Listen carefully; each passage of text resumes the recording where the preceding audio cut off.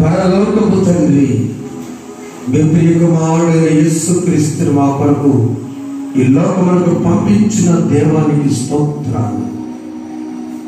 మా బిడ్డలందరూ క్షేమంగా కాపాడి సెలవుల కోసం స్వగ్రామానికి వచ్చిన బిడ్డలు, బంధువులింటికి వచ్చిన బిడ్డలు ఉన్నారు.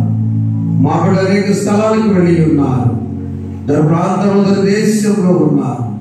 చేత ప్రతి బిడ్డను వాక్యం మీద ఆగిస్తున్న బిడ్డలను ఎంతో దీవించండి. ఇది ఆస్తులు బాబుగా కలిగిన మాటలు బట్టి మంచి రోజు మాట ప్రభా, మదర్స్ డే దినాన్ని బట్టి స్తుతిస్తూ కొద్ది మాటలు నీ సన్నిధికి అప్పగిస్తూ యేసు నామములో వేడుకొని ప్రార్థిస్తున్నాము తండ్రి, ఆమేన్. దయచేసి కూర్చోండి. ప్రభు యేసుక్రీస్తు నామములో చేరిన బిడ్డలకు, బిడ్డలను చూస్తున్న వారికి, దైవ బాబుకి, సేవకులకు అందరికీ వందనాలు తెలుస్తున్నా. ఇది ఆరోహణ దినం, ఆరోహణ పండుగ. అనగా యేసు ప్రభు ఈ లోకములకు పరిశుద్ధాత్మ ద్వారా జన్మించి, అది రక్షణకుడుగా జన్మించి క్రిస్మస్ జరుపుకున్నప్పుడు ప్రాముఖ్యతగా సమాజము, ప్రభుత్వం గుర్తించరు. ఆయన ఎక్కడ పుట్టాడో మరియ తల్లికి యోసేపు తప్ప ఎవరికి తెలియదు.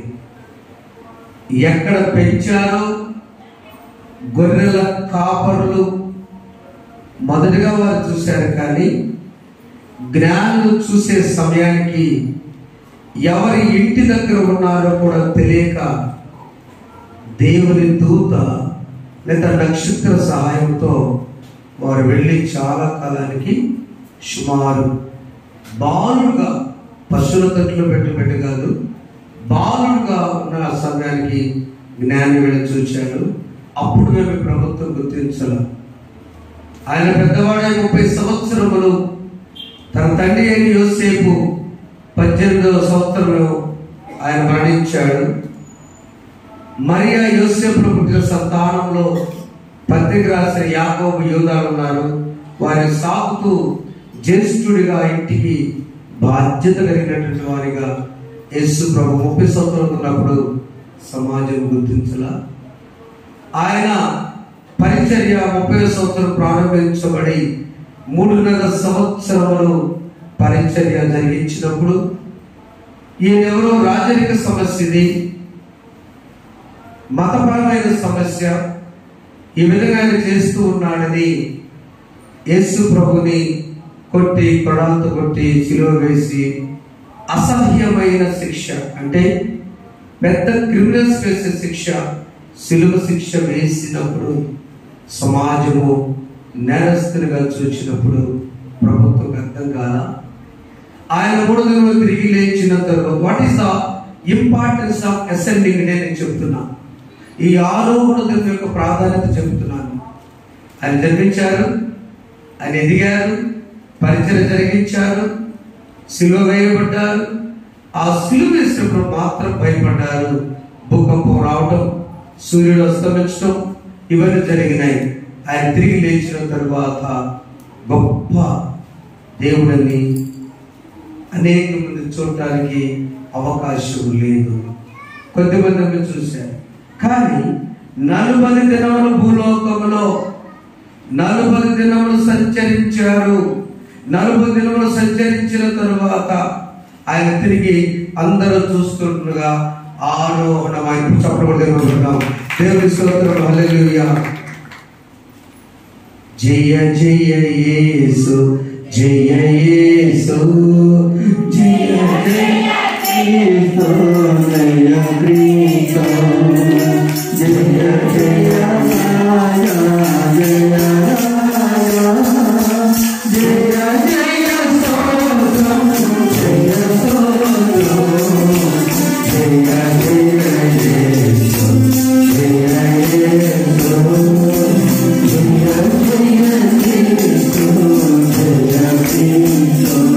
అప్పుడు యేసు ప్రభుని అందరూ చూస్తూ ఉండగా ఆరోహణమై పరలోకములకు వెళ్తూ ఉంటే అప్పుడు గవర్నమెంట్ కదిలింది.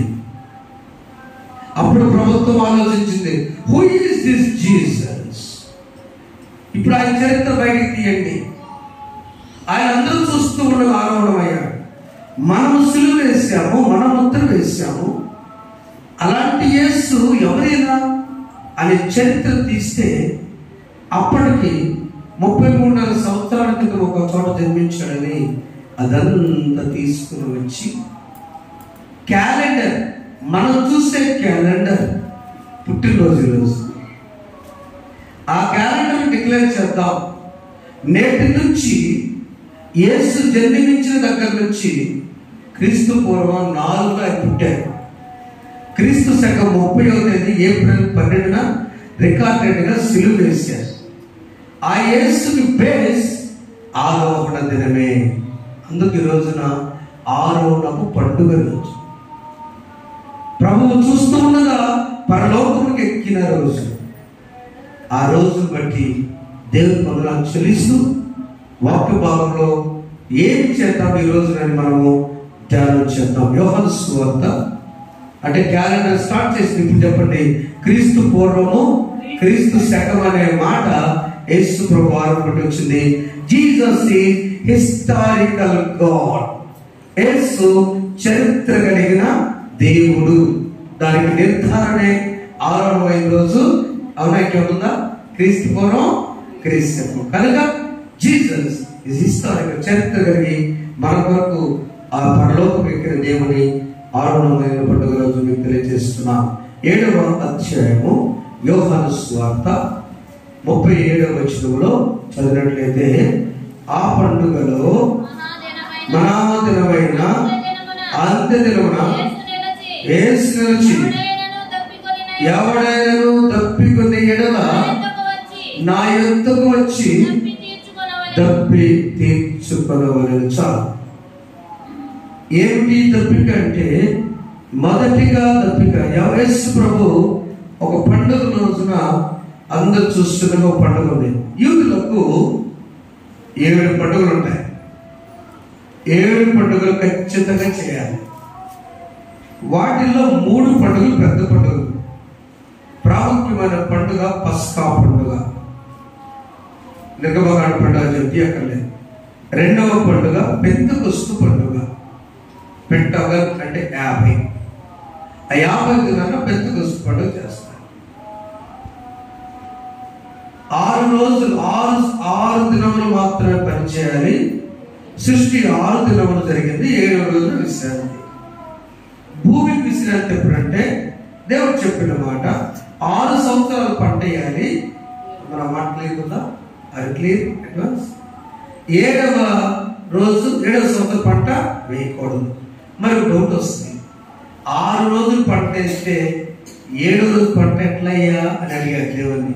అప్పుడు దేవుడు ఏం చెప్పారంటే, 6 రోజుల పంట, 6వ సంవత్సరం పంట మీకు ఎంత ఇస్తాను తెలుసా? 2 అంతలు ఇస్తాను. మీరేం చేయాలో నాకు తెలియదా? 6వ సంవత్సరం డబల్ పంట పండుద్ది, 7వ సంవత్సరం భూమికి రెస్ట్.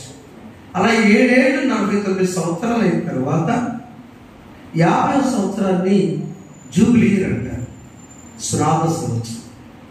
ఆ జూబ్లీ ఈ రోజున పెంతెకొస్తు పండుగ చేస్తాం. అంటే మనం కూడా మన జీవితాల్లో ప్రతి 7వ రోజున దేవుని సన్నిధికి కుటుంబాలతో పండుగగా రావాలి. పండుగ చేస్తున్నా, నేను నమ్ముతున్నా. ప్రతి ఇంటిలో పండుగ.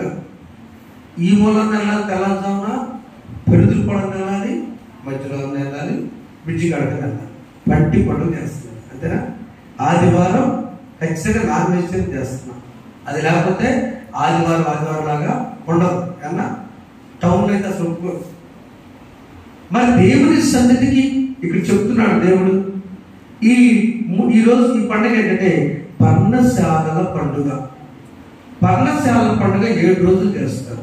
లేవీకాండము 23వ అధ్యాయం 40-43 వచనం చదవండి.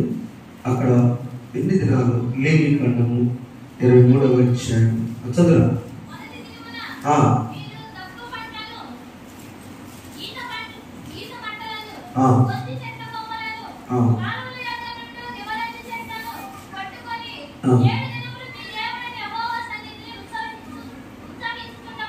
Very good. అక్కడ గొంజి చెట్లు, నిరవంజి చెట్లు, ఇంకా ఈత చెట్లు, ఈ కొమ్మలన్నీ మట్లాది వల్ల తీసుకొచ్చి అవన్నీ తీసుకుని వచ్చేసి చక్కగా ఇళ్ళ దగ్గర మిద్దెల మీద అట్లా డెకరేట్ చేసుకుని వారంతా కూడా పర్ణశాలలాగా తయారు చేసుకొని గూడు కట్టుకొని హాయిగా ఉండండి. ఎందుకు ఈ పర్ణశాల పండుగ ఎందుకు చేసుకోవాలి?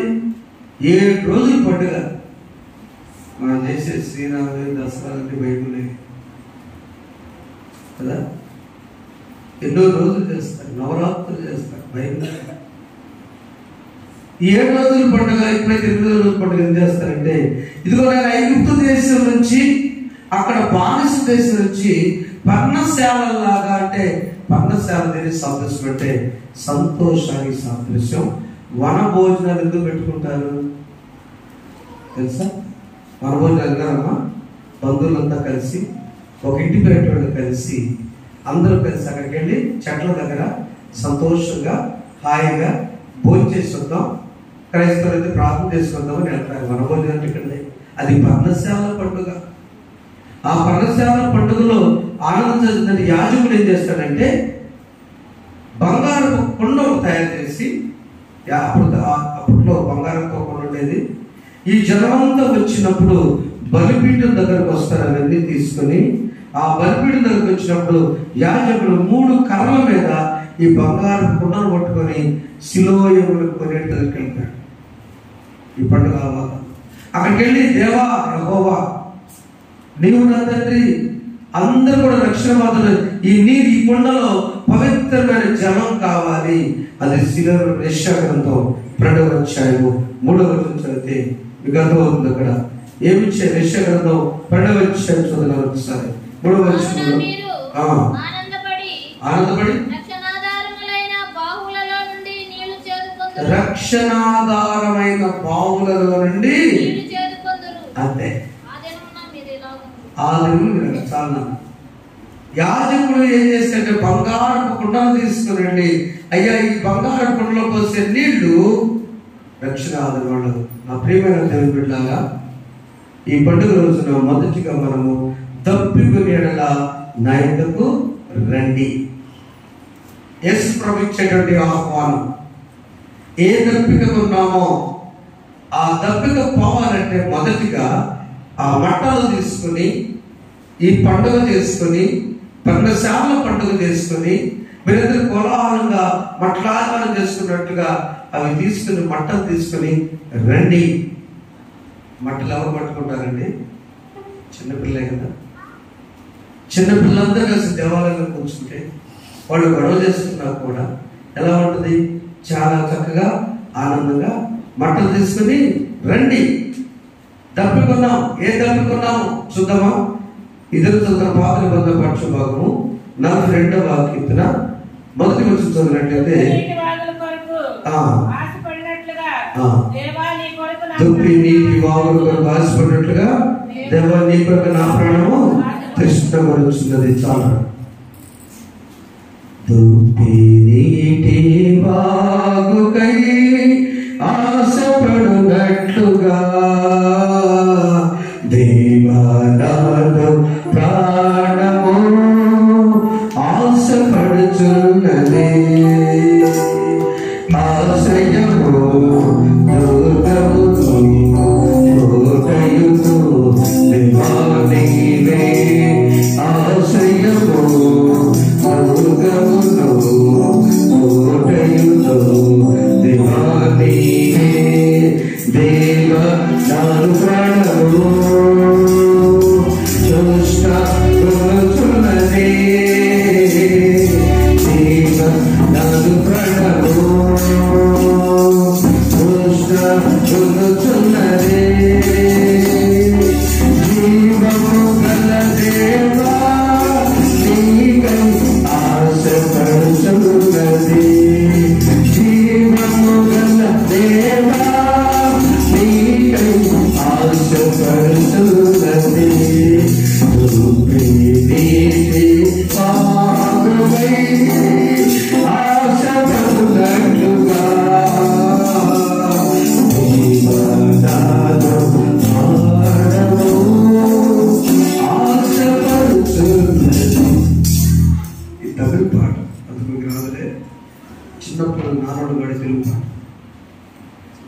నీటి వాగుల కొరకు దుప్పి రాసినట్టు కదా వేసాను గారు రాశారు.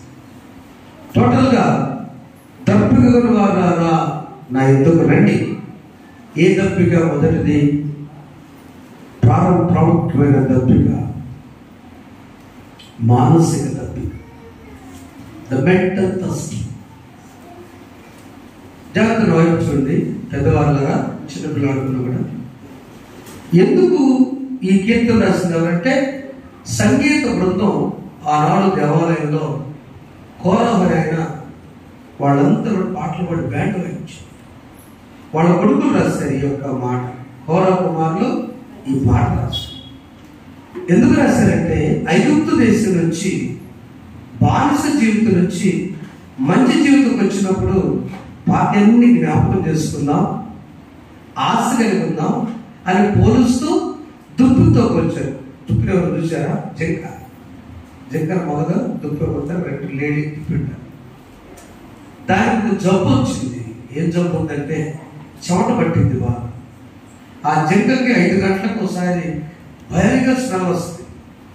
ఆ చెమట వాసన 5 కిలోమీటర్లు వస్తుంది అడవిలో.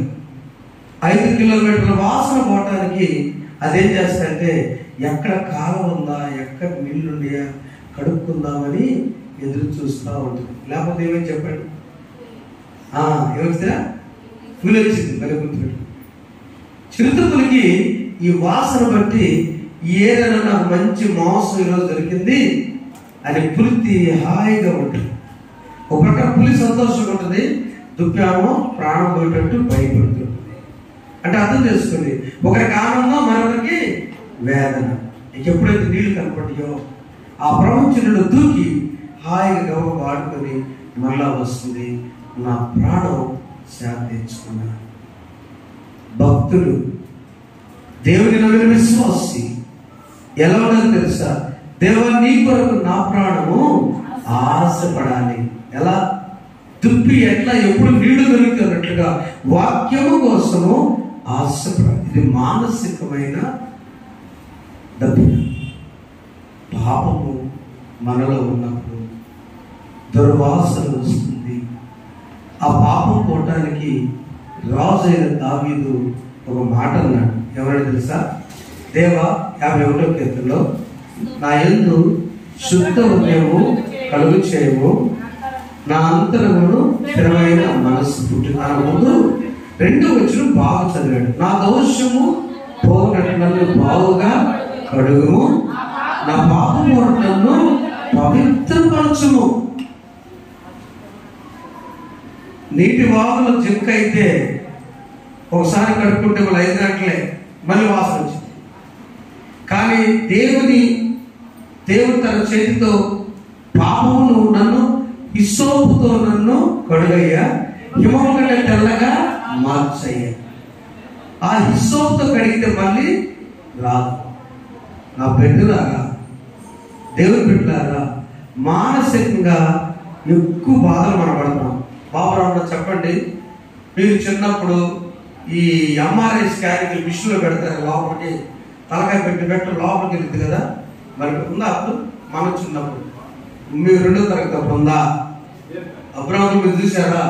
ఏమన్నా మీరు చూసారా? స్కానింగ్ మనిషిని మిషన్లో పెట్టడం, లోపల తీసుకురావడం, ఎంఆర్ఐ చూపించుకొని తీసారయ్యా 15 తీసుకున్నారయ్యా చేతులు ఉందా? ఉన్నాయా? లేవు. మనస్సుకి ఇక్కడ నుంచి ప్రతి మనిషి ఒత్తిడి గురవుతున్నాడు. దానికి కారణం పాపం ఒకటే కాదు, ఎక్కువ మాట్లాడటం, ఎక్కువ ఆలోచించడం, ఎక్కువ ఫోన్ చూడటం. దాని వల్లనే వచ్చిన నష్టాలు. ఈ యొక్క స్కానింగ్కి మిషన్ 1 కోట్లు 2 కోట్లు ఉన్న మిషన్. దావీదు ఎప్పుడో ఒక బాధపడ్డాడు, నా దేవుడి నుంచి నేను దూరం అయ్యాను పాపం ద్వారా, కానీ నా స్కానింగ్ ఏంటంటే హిస్సోపుతో నన్ను కడుగయ్యా, అలాంటి హిమము కంటే నన్ను తెల్లగా మార్చయ్యా. అలాంటప్పుడు దేవుడు దావీదు కడుక్కున్నాడు. ఇప్పుడు ఎవరు? దేవా నా యందు శుద్ధను నీతో నీ శరీరం నుంచి 11వ వచనంలో నీ శరీరం నుంచి నన్ను త్రోసివేయము, నీ పరిశుద్ధం నాది. దావీదు దప్పిక 12వ వచనం అందరూ చదవండి. నీ రక్షణ ఆనందము నాకు మరలా పుట్టించు. దావీదు మానసిక దప్పిక తన పాపమును కడుక్కుడు ద్వారా నీ రక్షణను మరలా పుట్టించు. మనం ఎంతమంది మన ప్రార్థన జీవితాల్లో నాకు రక్షణ కావాలి, ఇందాక అందరూ చెప్పాను, పిల్లలు తీసుకొని దేవుడి సన్నిధికి వెళ్ళి ప్రక్కనే కూర్చోబెట్టుకొని వెళుతున్నాం. ఇప్పుడు వినరు మాట. చిన్నప్పుడు గొడవ చేస్తారని వదిలిపెడతాం. చిన్నప్పుడు 3వ తరగతికి హాస్టల్లో వేస్తారు, ఒకడు 2వ తరగతికి హాస్టల్లో వేస్తారు. విశ్వశాంతి వేసారు ఒకసారి చిన్న వయసులో. ఆ వయసు వచ్చిన తర్వాత అప్పుడప్పుడు సెలవులకు వస్తున్నారు. వచ్చిన సెలవు 2 రోజులు ఇంట్లో ఉండి అమ్మ వాళ్ళ ఇంటికి వెళ్తున్నాడు. మళ్ళీ స్కూల్ స్టార్ట్ అనగా వెళ్తున్నాడు. మరలా వస్తున్నాడు. 10వ తరగతి అయిపోయింది, వెళ్తున్నారు. ఇంటర్మీడియట్ అయిపోయింది, మానవ ఇంటికి వెళ్తున్నారు. ఇంటర్మీడియట్ వస్తున్నారు, 2 రోజుల నుండి వెళ్తున్నారు. చివరికి వివాహం విషయంలో తల్లి అడుగుతుంది, నాయన నీకోసం ఇంత దూరం పెంచిన పలానా బిడ్డను చేసుకోండి అంటున్నాడు. నేను చేసుకోవాలి నువ్వు చెప్పినట్లు. అదే నీ తల్లిగా, తల్లివైతే అంటున్నాడు. ఎందుకు చెప్పండి? తన వయసు వచ్చిన దగ్గర నుంచి హాస్టలే, ప్రేమ బంధాలు దూరం అవడానికి కారణం నీ బిడ్డలు నీ నుంచి దూరం చేసుకోండి. తలకాయ నిప్పుకుందనేది మమ్మల్ని నవ్వుకుంటాయి. దేవుడు అది చూసి బావగారు ఎప్పుడు స్కూల్తో తెలుస్తారా? నా తల్లి పోతుంది. ఇప్పుడు ఆమె లేదు, ఆమె ఎవరు వచ్చేది కదా. బాధవి ఉందా? ఇప్పుడు ఆ పిల్లవాడు ఆడుకుంటానికి ముచ్చలు ఇప్పుడు తల్లి ఉందా? తల్లి ఉన్నప్పుడు ఆ తల్లి మీ బిడ్డలను దగ్గర పెట్టుకొని లాలించండి, పాలించండి, వారి తిట్టించుకోండి, మీరు తిట్టండి, టోటల్గా ఈ దగ్గరే ఉంచుకోండి. ఇప్పుడు పాడిన పాట తల్లి మనస్సు వేదన, మానసిక దప్పిక కారణం ఏంటో తెలుసా? మొదటిగా దేవుడికి దూరం అవటం, రెండవది బిడ్డలు మనకి దూరం అవటము. తల్లిలా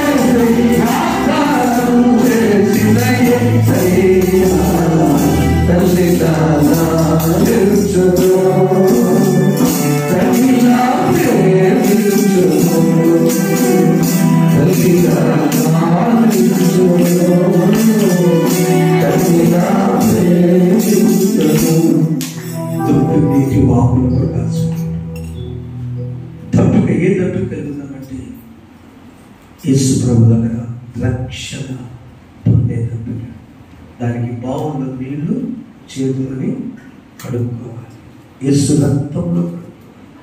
అప్పుడు దుప్పెద ప్రతిరోజు 5 గంటల చేస్తుందో నీ ఉదయకాలం సురించు, సాయంకాలము ప్రభులో కడుక్కోవాలి. రెండవ దప్పిక శారీరక దప్పిక కోసం ఒక ఆమె బావి దగ్గరకు వచ్చింది. ఆమె పేరు సాయి. యోహాను సువార్త 4:10 వచ్చిందో ప్రభు వాళ్ళని ఎదురుపడ్డారు. అందుకు యేసు నీవు దేవుని వరకు ప్రభు అడిగాడమ్మా మంచిది అమ్మ అంటే, అయ్యా మీరు యూదులు, నేను సమరయురాల్ని, మీకు మాకు గిట్టదు అంటూ కాబట్టి అంటే ప్రభు యొక్క ఆన్సర్ ఎలా ఉందంటే చదువు. ఆయన నీకు జీవజలం ఇచ్చినని ఆమెతో చెప్పారు. అప్పుడు ఆమె అయ్యా ఈ బావిలో దైనని చేరుకోనికేమీ లేదే, ఆ జీవజలం నీకు దొరుకుతారు అంటూ నా పాత్ర నువ్వు అంటుకోవు, చేరుకోవడానికి నీకు తాడు లేదు, లోతు బావి, యూదులు మేము సమరయులు మేము, పెద్దగొట్టిపడిన గ్రామంలో మేము అంటూ అనుభవించాం. స్టిల్ ఈరోజు మా బిడ్డలు కూడా తగలతో పోయిన నీళ్ళు మా చెల్లి చూసి పాంట్లో పోయిన పోసేది ఫస్ట్ 4 రోజులు.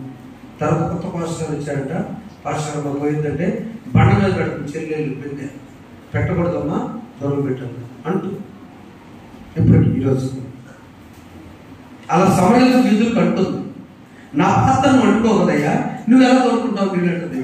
నీవిచ్చే నీళ్లు మంచిలో అవుతాయి, నేనిచ్చే నీళ్లు జీవజలం. వేసుకెళ్ళగలరు 47 వచ్చేలో మీరు చూస్తే అక్కడ ఉండే జీవజలం దేవుడు ఇచ్చిన మాట. అక్కడ నేను నీకు జీవజలాన్ని ఇస్తాను, జీవజలం ఊటని ఇస్తాను. నీకెందుకు ఇక్కడ కదండి జీవజలపు ఊట.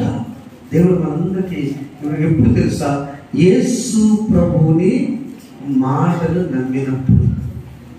రెండో భాగం ఏంటంటే నీకు ఏ దప్పిక కావాలంటే, నీ శారీరక దప్పిక పోవాలంటే యేసు మాటలు నమ్మాలి.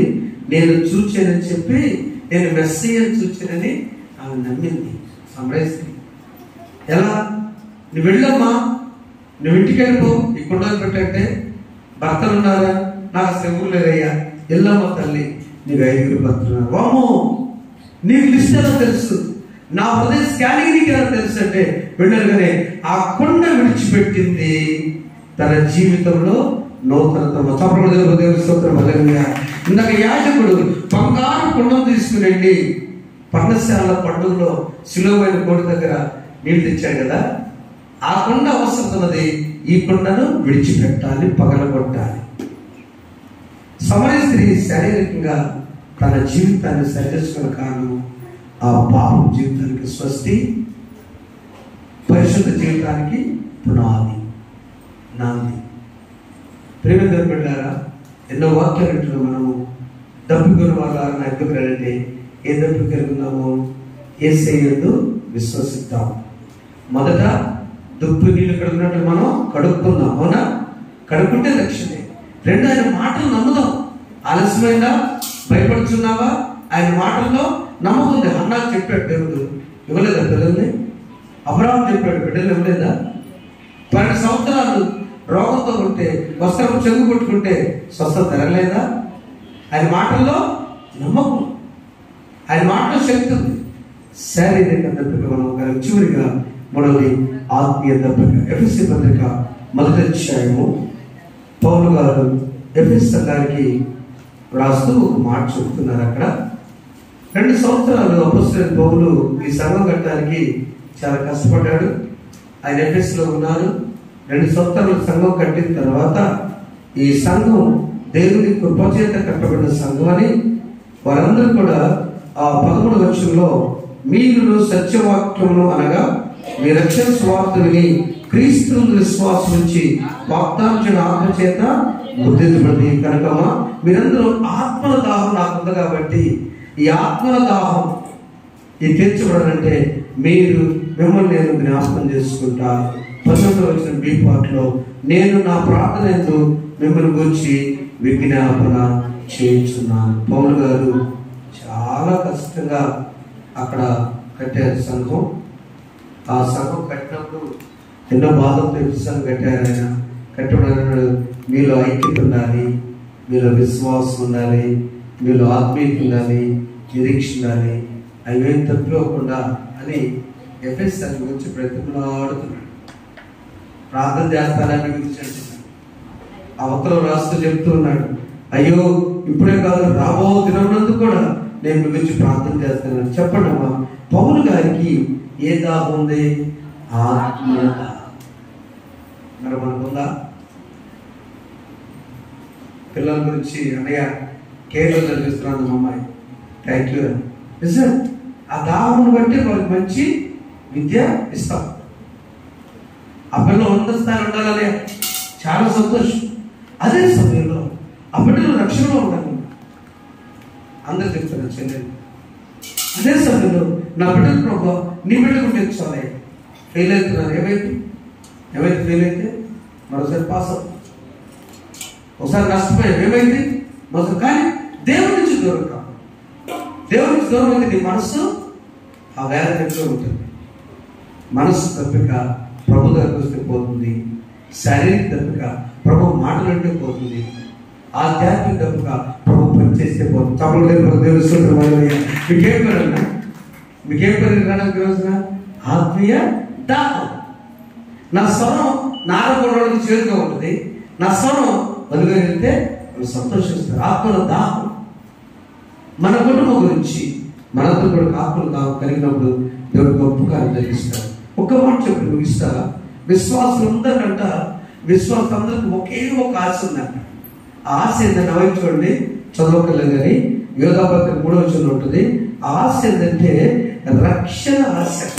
రెండోది దేవుడిని క్షమించాడని ఆశ.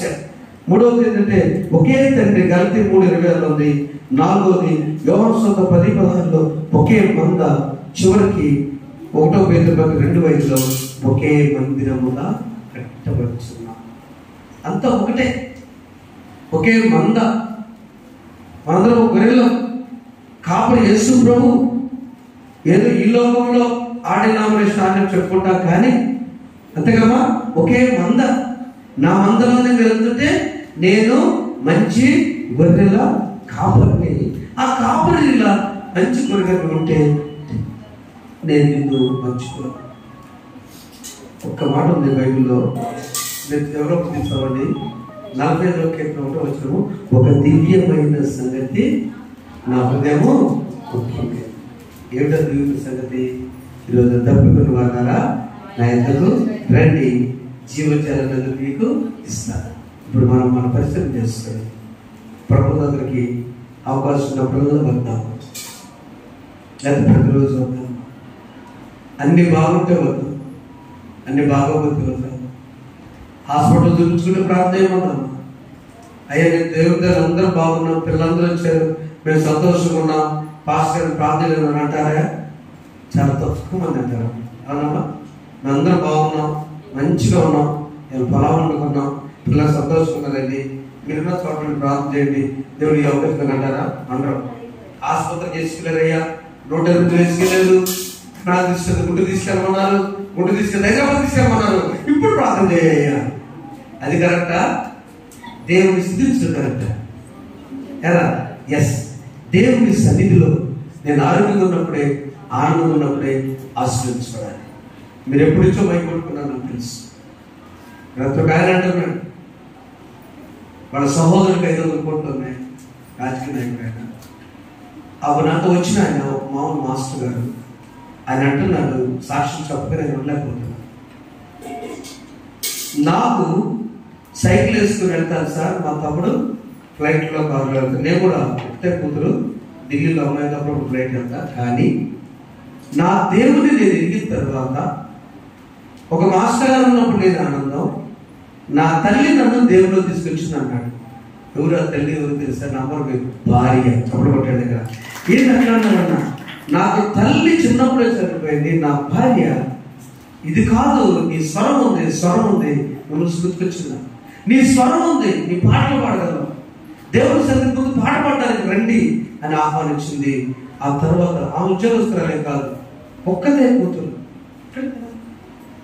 ఆయన అంటున్నాడు, నేను నా వచ్చే పెన్షన్ కట్టించిపోయి నాకు వచ్చే 30,000తోనే అక్కడ 100 కోట్లు ఉన్నాయి, నా దగ్గర లోన్ పెట్టి అల్లుడికి ఇచ్చాను ఇల్లు కట్టుకోవడానికి, అయినా నాకు సంతృప్తి. ఎందుకో తెలుసయ్యా, నేను ఉదయం లేచి 5 అధ్యాయాలు బైబిల్ చదువుతా, నేను పుస్తకం రాజు వాక్యాలన్నీ చదువుకుంటా, నేను ఆశ్చర్యపోతున్నా.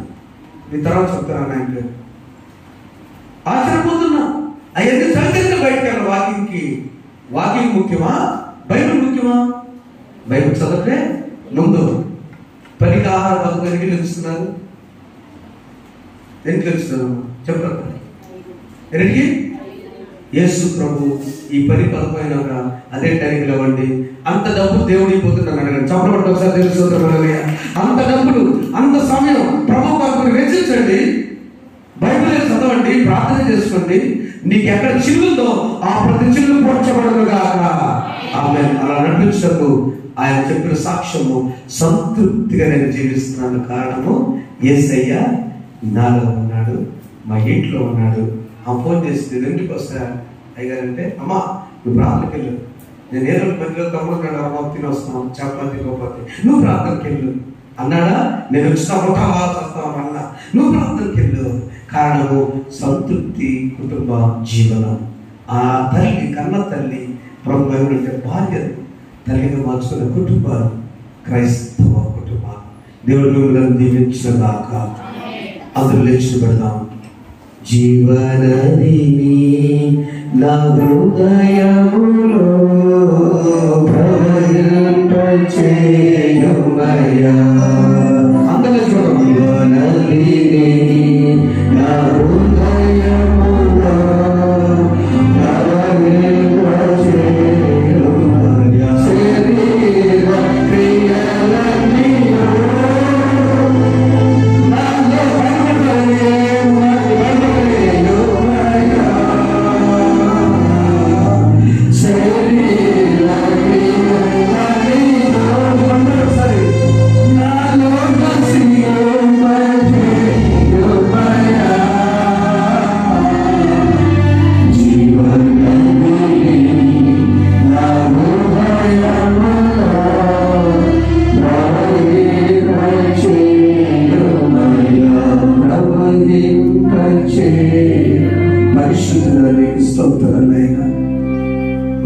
మా నీళ్ళైతే దప్పికవుతాయి ప్రభువా. నీవిచ్చే జీవజల ఊటలు, వాక్యపు మాటలు మమ్మల్ని మానసిక దప్పిక నుంచి దావీదు ఎలా చేసేలా తొలగిస్తాయి. శారీరక దప్పిక సమస్యగా పట్టుకోవడం అదృష్టం చేసి, ఆత్మల దప్పికలు పౌలు నెఫిసంలో సరిచేసిన మమ్మల్ని అందరూ సరిచేసి మా కుటుంబంలో ఆత్మల దాహంతో సరిచేసి రక్షించబడి చేయండి. యేసును కూర్చున్నాం తండ్రి. సమస్త జ్ఞానం నుంచి దేవుని సమాధానం ప్రభు యేసు క్రీస్తు మీకు కావాలను గాక.